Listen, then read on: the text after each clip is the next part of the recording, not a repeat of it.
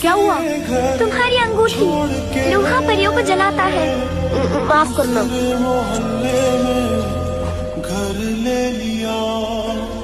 तुम्हारे पंख अच्छे हैं।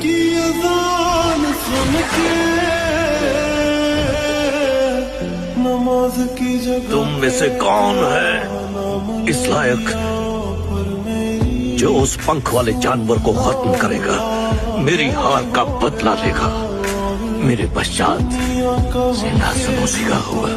मलेफिसेंट! कैसी है इंसानों की दुनिया? मलेफिसेंट, मैं तुम्हें सावधान करना है।